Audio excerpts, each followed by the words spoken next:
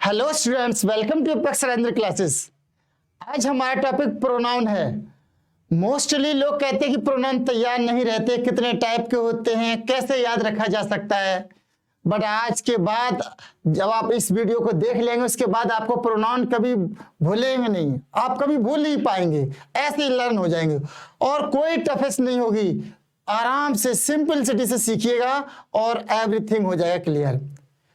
तो हम बेसिक से शुरू करेंगे और सारी चीज वन बाय वन आपको सिखाएंगे कैसे। चलिए देख लेते हैं क्या है definition. Pronoun, a word which is used in place of a noun is called pronoun. क्या डेफिनेशन है कि एक ऐसा वर्ड जो किसी नाउन की जगह पर इस्तेमाल कर दिया जाए और नाउन का काम करे, वही प्रोनाउन होता है। यहां पर भी यही है। हम देखते हैं कैसे। यहां हमने लिखा है राम, यहां हमने लिखा है राम। राम एक नाउन है और जस्ट उसके आगे हमने लिखा प्रोनाउन। देखिए इसकी जगह पर ही इस्तेमाल किया है। राम तो नाउन हो गया। अब हमने अगर हम यहां पर ये देख लेते हैं कि Ram is going to school, तो ये तो अभी एक नाउन है, तो हम क्या करेंगे, इनकी जगह पर इस्तेमाल कर लेंगे। तो इसकी जगह पर जो इस्तेमाल किया जाएगा इसकी जगह पर भी इस्तेमाल किया जाएगा, पर हम यहां ही करेंगे। तो राम, राम एक पर्सन है, तो पर्सन इसीलिए तो ये दिया गया है। हमें क्या करना है कि प्रोनाउन की जो डेफिनेशन है उसके अकॉर्डिंग लिखना है। तो हम यहां लिख सकते हैं he is going to school. लीजिए, तो राम की जगह पर ही हमने ही रखा, तो यानी कि नाउन की जगह पर जो वर्ड इस्तेमाल होता है वही प्रोनाउन कहलाता है। यह है डेफिनेशन का मीनिंग। ऐसे यहां लिखा हमने ये डॉग, डॉग की जगह पर हम इट लिख सकते हैं। नॉन लिविंग थिंग्स और एनिमल या कोई बर्ड्स वगैरह कुछ हो तो उसके लिए प्रोनाउन हम इट यूज करते हैं, तो इसीलिए हमने डॉग की जगह पर इट इस्तेमाल किया।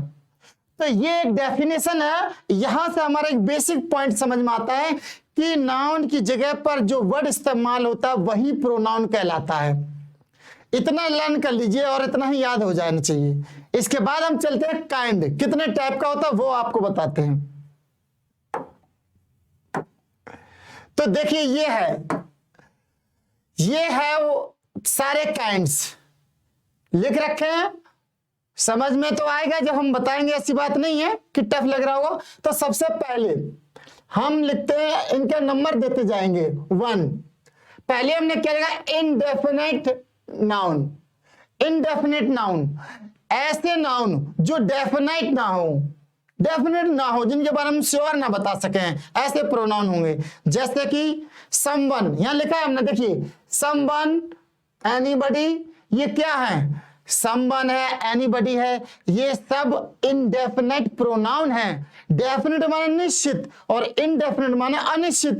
तो डेफिनेट निश्चित। अब जैसे someone has picked my pocket, किसी ने मेरी जेब काट ली। समवन, तो किसने काटी हम ये जानते ही नहीं है, तभी तो कह रहे किसी ने काटी। तो ऐसे प्रोनाउन जिनके बारे में श्योर ना हो उनको हम इनडेफिनेट प्रोनाउन कहते हैं। और समवन है, समबडी है, नो वन है, नोबडी है, एनीबडी है, ये सब क्या कहलाता है, इनडेफिनेट प्रोनाउन। उसके बाद दूसरा पॉइंट हम देते हैं पर्सनल प्रोनाउन। पर्सनल प्रोनाउन किसे कहते हैं, जब किसी नाउन की जगह पर जस्ट उसका प्रोनाउन रखा, जैसे राम की जगह पर ही रखा था, डॉग की जगह पर इट रखा है, बुक की जगह पर इट रखते हैं, द बॉयज, बॉयज की जगह पर दे रखेंगे, लड़के ज्यादा हैं तो दे रखेंगे। तो इन सभी को कहते हैं पर्सनल प्रोनाउन। इसके बाद हम, तो यहां लिखा है हमने आई, यू, वी, ही, सी, ये सब पर्सनल प्रोनाउन है। आराम से याद हो जाएंगे। पूरी table I, me, my, mine, we, us, our, ours, ये लर्न कर सकते हैं आप, पर्सनल प्रोनाउन। इसके बाद है रेफ्लेक्सिव।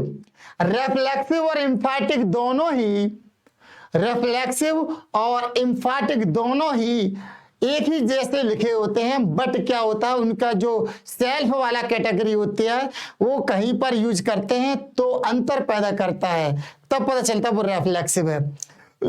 तो हम इसको करके दिखाएंगे आपको, जब आपको हमें एमसीक्यू टेस्ट करवाएंगे उसमें लिखेंगे, इसमें थोड़ा पॉइंट जगह कम है, बताएंगे जरूर। इसके बाद है इम्फाटिक। इम्फाटिक भी वही है, मैंने बताया स्ट्रेस देना। जैसे मैं फिर भी आपको एक सेंटेंस बोल के बताता हूं, जैसे I myself did it, I myself did it, मैंने स्वयं ये किया है, तो मैंने स्ट्रेस दिया ना, तो माई सेल्फ इस समय इम्फाटिक की तरह इस्तेमाल हुआ है। और I teach my self driving, मैं अपने आप को ड्राइविंग सिखाता हूं, तो वो हो गया रिफ्लेक्सिव। तो यहां सेंटेंस बनाएंगे और बताएंगे भी। इसके बाद है डेमोन्स्ट्रेटिव। डेमोन्स्ट्रेटिव का मतलब होता है जोर देना किसी बात, वो संकेत, संकेत बताना, कि जैसे देखिए दिस है, दैट है, दिस है, दोज है, this book is mine, this is the boy, तो ऐसे इशारा करते हैं ना, तो इसका मतलब होता है संकेत देना। तो दिस, दैट, दिस, दोज, ये सब पॉइंट बताते, संकेतवाचक कह सकते हैं। इसके बाद है डिस्ट्रीब्यूट। डिस्ट्रीब्यूट, अब डिस्ट्रीब्यूटिव प्रोनाउन कौन से आता है? ईच आता है, एवरी आता है, आइदर आता है, नाइदर आता है। इनका सेंटेंस में यूज करके बताएंगे। तो ईच कहां यूज होता है? एवरी और आइदर, ये जब अकेले इस्तेमाल होते हैं तब ये होते हैं प्रोनाउन, वो भी डिस्ट्रीब्यूटिव। ये डिस्ट्रीब्यूटिव का मतलब होता है विभाजन करना, अलग अलग करना, तो ये यही दर्शाता है। इसके बाद है हमारा इंटेरोगेटिव। इंटेरोगेटिव में कोई भी WHO आएगा, जैसे हु डिड दिस वर्क, ये काम किसने किया, तो किसी ने तो किया होगा, तभी तो पूछ रहे हम। तो हु किसी पर्सन के लिए आया है, तो किसने किया, तो हु एक आदमी का नाम होगा या लेडीज का नाम होगा, बट हमें नहीं पता, इसीलिए हमने पूछा कि किसने किया, तो करने वाला कोई ना कोई पर्सन होगा, इसीलिए इसे कहेंगे इंटेरोगेटिव प्रोनाउन। ऐसे ही हु आता है सब्जेक्टिव में, हुम आता है ऑब्जेक्टिव में। जैसे I know the man, I know the man, मैं उस आदमी को जानता हूं, whom you met last day, जिससे कल तुम मिले। आई नो द मैन, मैं उस आदमी को जानता हूं, whom you met last day, जिससे तुम लास्ट डे को मिले। तो यानी कि मिलने का काम आपने किया है, तो आप हो गए क्या? सब्जेक्ट, और उससे मिले वो हो गया ऑब्जेक्ट। उसी का रिलेटिव लिखना है, इसीलिए आएगा हुम। और जब कोई जानवर, कोई एनिमल, कोई नॉन लिविंग थिंग्स हो, तो उसके लिए विच यूज करते हैं, जो कि के लिए। जैसे आई हैव ए पैरेट, मेरे पास एक तोता है और वो बहुत ज्यादा बोलता है, तो I have a parrot which talks all day long, पूरे दिन बोलता रहता है। तो ऐसे ही हमें पजेसिव, हम बात करते हैं पजेसिव का। तो पजेसिव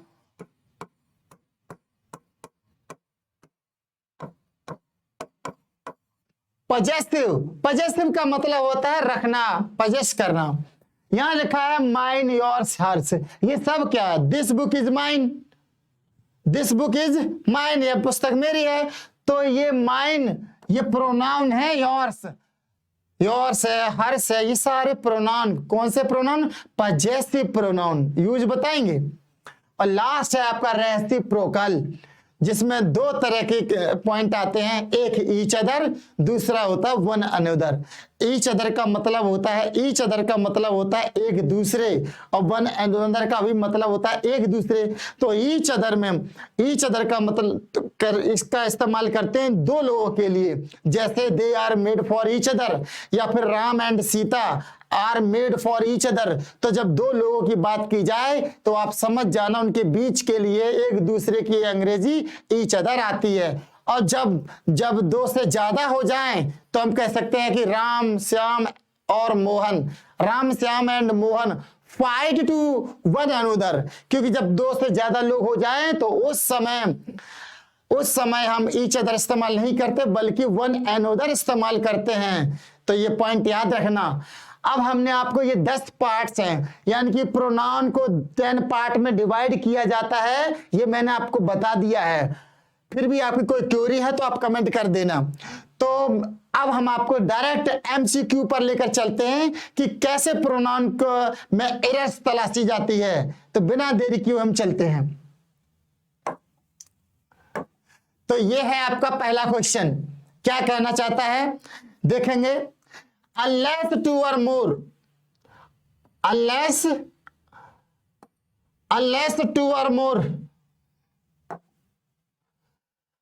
और मोर मेंबर्स ऑब्जेक्ट, ओके ठीक है, to him joining the club we shall have to accept his application for membership. ये कहना चाहता है कि जब तक दो या दो से ज्यादा ऑब्जेक्ट मेंबर्स ऑब्जेक्ट ना हो उसे ज्वाइनिंग करने के लिए तो हिम नहीं आएगा। यहां देखिए, यहां ये क्या है, ये सेंटेंस के पार्ट्स हैं। मैंने आपको हर वीडियो में अभी मैं ऐसे ही प्रैक्टिस करा रहा हूं, ऐसे ही बता रहा हूं कि आपका ऑप्शन दिया जाएगा ए बी सी डी, चाहे वैसे दिया जाए चाहे इस तरह से। आपको पता करना है कि कौन से पार्ट में, कौन से ऑप्शन में एरर है, मिस्टेक है, तो वही हमें कंटिन्यू कर रहे हैं। तो यहां देखिए, मेंबर्स ऑब्जेक्ट टू हिम, जब कभी ऑब्जेक्ट दिया जाए यहां पर, यानी कि एक तरीके से ज्वाइनिंग पार्टिसिपल बनता है यहां पर, लेकिन उसने क्या किया, यहां पर हिम ऑब्जेक्ट लिख दिया, जबकि यहां ऑब्जेक्ट नहीं होना चाहिए। जब कभी भी इस तरह का दिया जाए तो आप याद रखना कि उस समय यहां पर कोई पजेसिव होना चाहिए। अब यहां हिम दिया है तो हिम का पजेसिव हिज, तो यानी कि यहां पर हिज आना चाहिए था, हिज ज्वाइनिंग होना चाहिए था, ना कि हिम ज्वाइनिंग। तो हमारी एरर जो है वो इस वाले पोर्शन में, यानी बी ऑप्शन में मिस्टेक है। तो हम इसके बाद नेक्स्ट क्वेश्चन पर चलेंगे। क्या कहना चाहता है वो, ये है I was surprised, I was surprised and please, मैं आश्चर्यचकित था बल्कि और खुश भी था। क्यों था, व्हेन आई वाज इन्फॉर्म्ड, जब मुझे यह बताया गया, मी विनिंग द कॉन्टेस्ट। याद रखिए, इससे पहले ये ऐसा ही तो हमने पढ़ा। क्या कहना चाहता, विनिंग, जबकि इसके पीछे उसने क्या दे दिया, मी ऑब्जेक्ट है, यहां होना चाहिए था क्या, माई विनिंग, यहां पर माई होना चाहिए था। तो हमारी मिस्टेक बी ऑप्शन में है, एक जैसा ही था बिल्कुल। तो चलते हैं नेक्स्ट पर चलेंगे।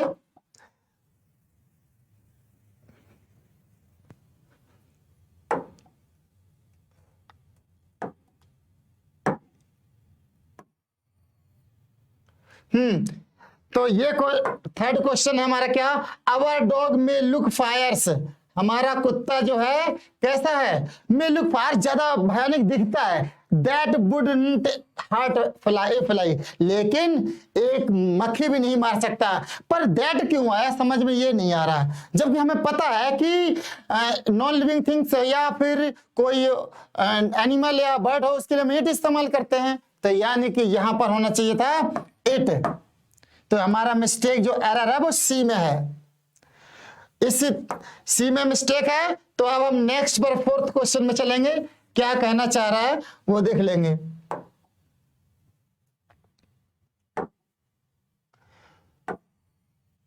फोर्थ क्वेश्चन कहता है कि no one can challenge destiny isn't it.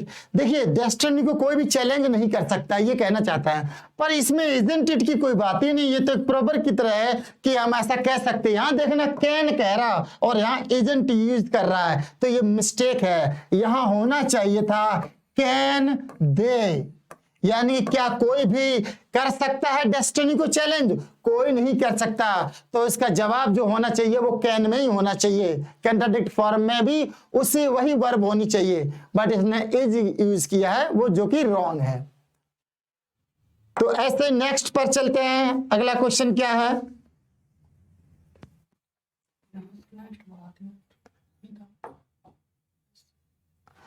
तो नेक्स्ट पे हमारा है ऑल। देखिए क्या कह रहा है,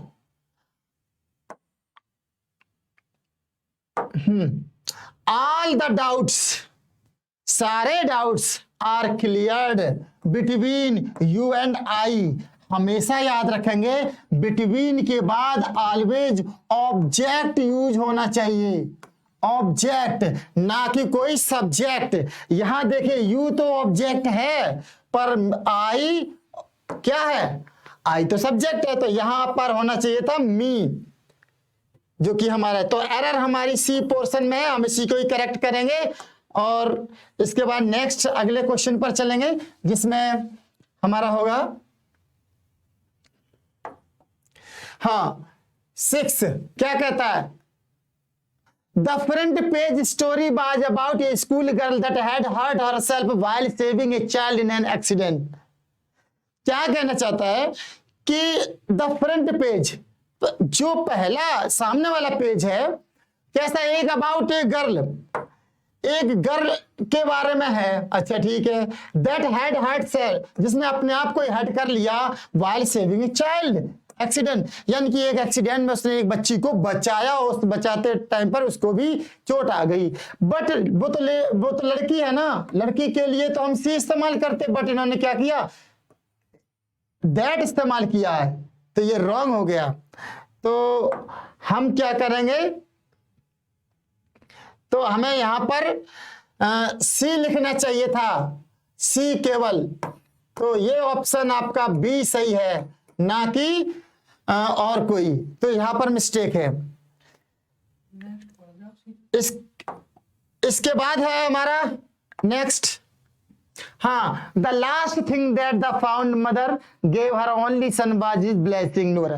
चलिए समझ लेते हैं, द लास्ट थिंग, पहला अंतिम चीज क्या थी कि द फॉन्ड मदर, यानी कि शौकीन मदर कह सकते हैं, या उसकी प्यारी मदर, गेव हर, उसको दिया, only son was his blessing. एक बात बताइए, हिज ब्लेसिंग कैसे हो सकता है, हिज ब्लेसिंग कैसे हो सकता है, जबकि वो कहना चाहता है कि वो एक लेडी है, मदर एक लेडी तो है, तो हिज तो मैन के लिए आता है, तो यहां होना चाहिए था हर ब्लेसिंग होना चाहिए था, ना कि, तो हमारा ऑप्शन हमारा सी करेक्ट है, क्योंकि इसी में ही एरर है। इसके बाद नेक्स्ट है question, it is not I whom to be blamed. ये कहते हैं इट इज नॉट आई, ये मैं नहीं हूं जिसको ब्लेम किया जाए। एक बात बताइए, यहां पर तो लगता है इट इज नॉट आई, ये मैं नहीं हूं जिसको ब्लेम किया जाए, यानी कि यहां पर तो क्या होना चाहिए, इट इज नॉट मी हुम इज टू बी ब्लेम्ड। तो हुम किसके लिए आता है, ऑब्जेक्ट के लिए, तो यहां पर आई ना होकर मी होना चाहिए। It is not me whom जिसको is blame to be blamed, समझ रहे ना, क्योंकि हमें पता है हुम ऑब्जेक्ट के साथ आता है, यहां तो आई है, तो इसे काट के ठीक करना पड़ेगा। तो एरर हमारी बी ऑप्शन में है। नेक्स्ट क्वेश्चन पे चलते हैं, I shall avail of this opportunity to meet you there।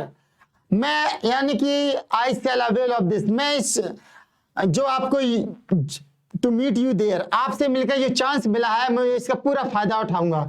तो देखना, हमेशा याद रखना, अवेल कभी भी दिया जाए तो जो सब्जेक्ट होता है उसका रिफ्लेक्सिव यूज होता है। तो यहां था आई शैल अवेल, यहां पर होना चाहिए था माई सेल्फ, तब होना चाहिए ऑफ दिस अपॉर्चुनिटी। तो यानी कि इसमें ये मिस्टेक है, तो हमारा ऑप्शन ए करेक्ट है, क्योंकि इसी में ही मिस्टेक है, बाकी सब कुछ क्लियर है।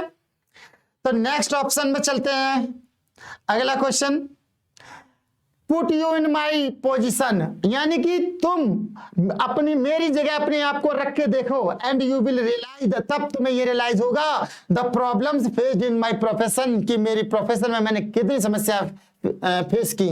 तो देखिए, put you in my self, put you नहीं, अपने आप को, तो पजेसिव बन गया, तो यानी कि यहां होना चाहिए था your self, put your self in my position, अपने आप को मेरी जगह रख के देखो, ऐसा बनेगा। तो यहां योर सब पजेसिव होना चाहिए था। तो मिस्टेक हमारे ए वाले पोर्शन में है, तो यही हमारा करेक्ट है, बाकी सब कुछ ठीक। ओके, नेक्स्ट,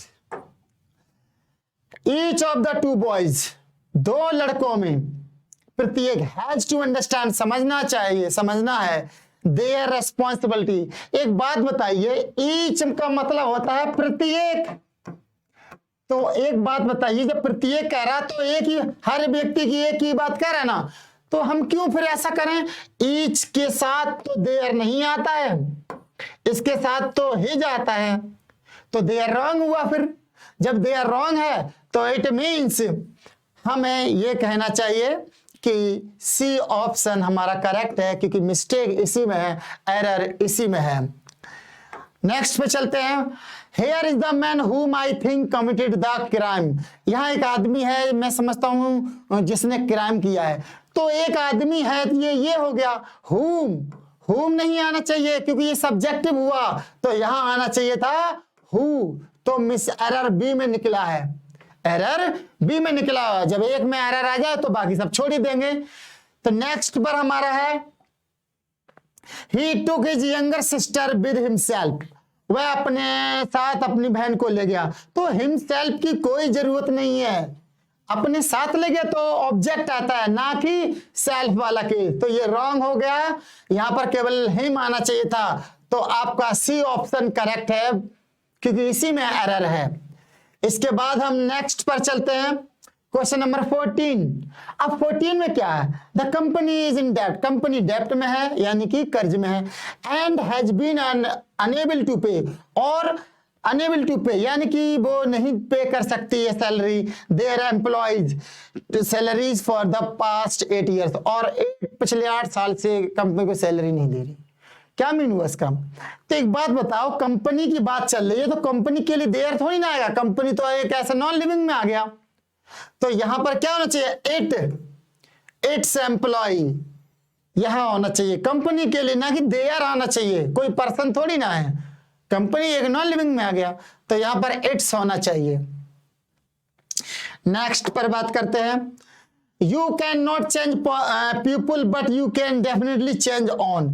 तुम लोगों को चेंज नहीं कर सकते लेकिन खुद को बदल सकते हो। पर ये तो ऑन दे रहा है, ये की रॉन्ग है। यू के साथ और क्या था? Your self.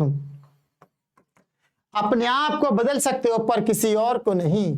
तो एरर जो है सी वाले पोर्शन में मिली, क्योंकि ये तो बिल्कुल ठीक है, ऑन नहीं होना चाहिए।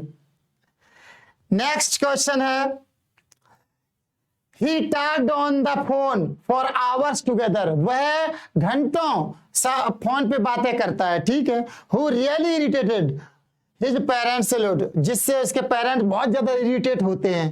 पर ये जिससे किया आया ना कि who, तो ये बात जो है कि which आ जाएगा, यानी कि उसका घंटों बातें करना ही उसके पेरेंट्स को इरिटेट करता है, ना कि who। तो यहां पर नॉन लिविंग और ऑब्जेक्ट के लिए इस तरह से which आता है। तो हमारा सी में मिस्टेक है, ये एरर वाला है, बाकी सब क्लियर। नेक्स्ट है 17। 17 क्या कह रहा है?